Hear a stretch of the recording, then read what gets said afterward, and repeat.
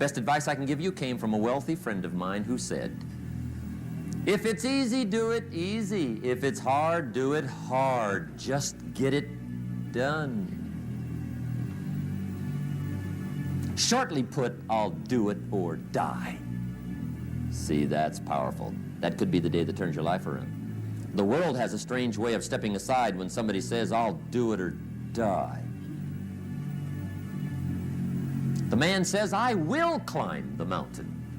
They've told me it's too high, it's too far, it's too rocky, it's too difficult, it's never been done before, but it's my mountain, I will climb it. Pretty soon you'll see me waving from the top, or dead on the side, because I ain't coming back. Two of the most powerful words in the language, I will.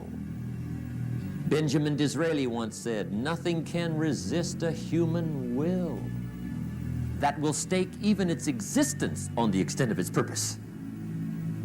If you quit, you lose automatically. They don't bring it up for a vote. You lose automatically when you quit. Whatever you don't use, you lose. Lack of use causes loss.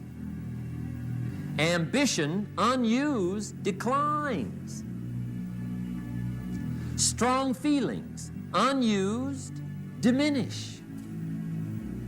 Faith, unused, decreases. It's a law. Whatever you do not employ, you forfeit. Promise yourself you will never give up.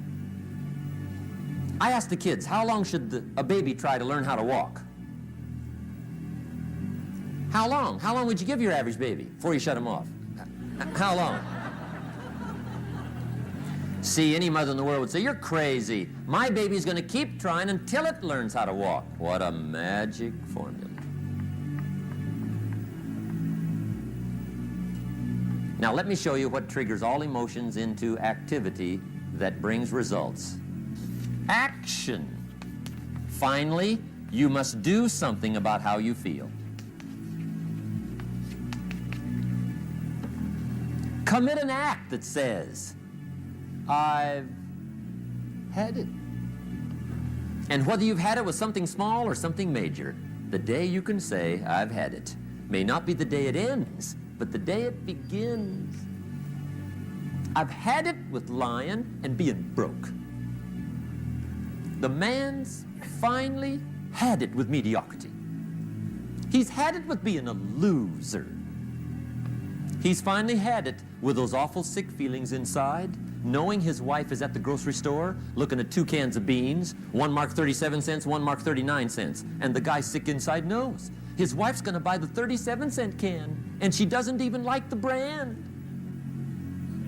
To save 2 cents. The guy sick inside finally says, I've had it. Being on my knees in the dust looking for pennies, we're not living like this anymore.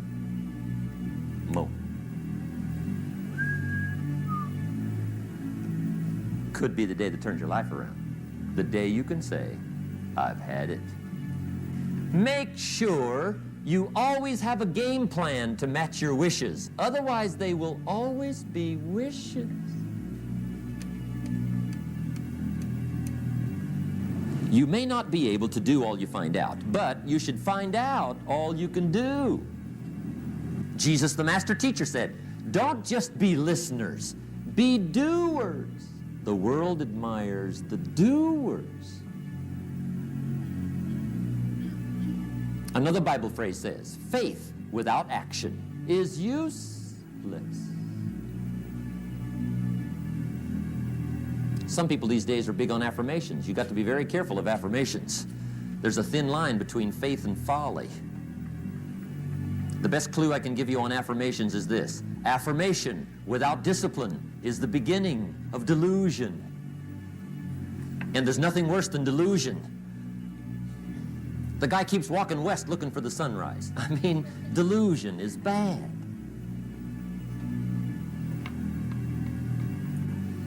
However, affirmation with discipline can bring the most spectacular spectacular results.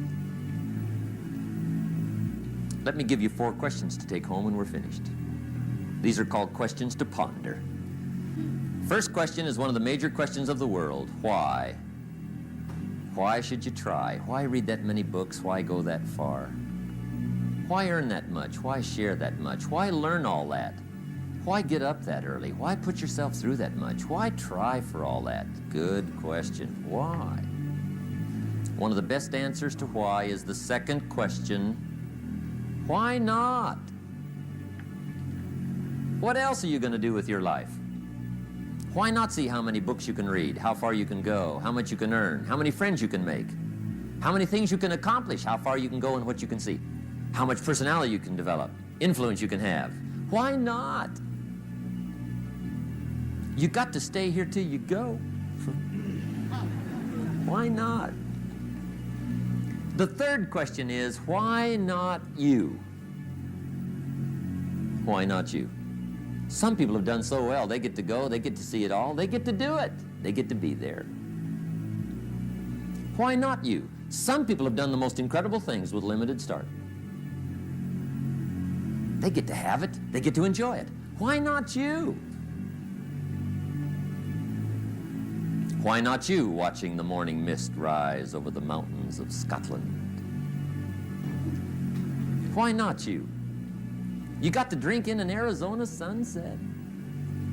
You got to see the world. You got to read the books. You've got to do the enterprises. You've got to be involved in commerce and love and travel and experiences. You got to do it all. Why not you? You've got to know the results that come from splendid discipline. There's nothing like a view from the top. And the last question is, why not now? Don't postpone your better future any longer. Get at it tomorrow with new vigor. Start your projects book. Get a game plan going. Do some more reading. Start to make changes. Have conversations. Make contact. Get you some new books. Ask some new questions. Set some new goals. Get you a new journal. And do it now. And if you will, I have a feeling one of these days we'll be hearing your story. My final comment would be, ask for God's help. If you would allow me a personal word, that would be it. I think humans are unique, but we could all use a little help. But of course, you've got to do your part. That's what we've talked about mainly tonight. Do your part, and I think God will do his part. It's a two-way street. You've made it a splendid evening, and I want to wish you the very best. Look forward to seeing you on the weekend.